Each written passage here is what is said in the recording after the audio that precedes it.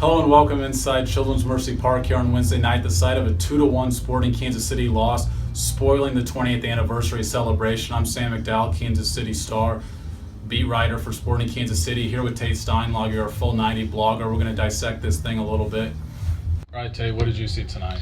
Well, it really comes down to two plays, and those two plays were the two turnovers that led to both of Colorado's goals. And they're really just careless turnovers, and turnovers from guys who are somewhat veterans. One, Benny Failhopper, who obviously knows how to play the midfield, and maybe in a different spot playing the defensive role tonight when he subbed on. But Lawrence Olam even, he's a guy that's been around the system, he knows the league, and two just really careless turnovers that led directly to the goals. And of course, the second one was aided a little bit by a crazy rebound and a really nice finish for Colorado, but really those are disappointing coming from two guys who should be able to play in this system and know when not to make an errant pass that could lead to something like this. Yeah, Benny's turnover in the second half that led to the game winner sort of came out of the run of play, but what we saw from Lawrence Olam in that first half was sort of indicative of the way things were going tonight. For the second straight home match, we saw Sporting Kansas City come out just sort of a listless performance. They weren't driving the game the way that we're used to seeing them drive the game inside this park, and that's what doomed them tonight. But, any bright spots tonight?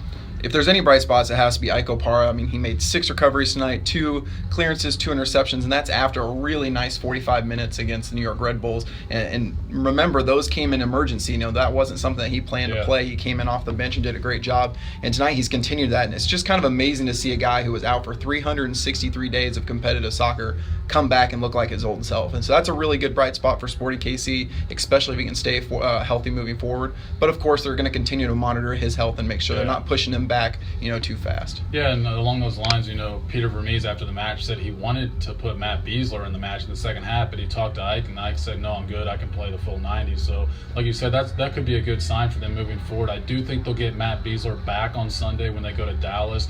Could get a couple other guys back. We saw Brad Davis sub on in the second half. He could be back. So we'll see what this group can do on the road. They've been really good on the road this year. In the meantime, make sure you check out all of our coverage inside the Kansas City Star and at kansascity.com.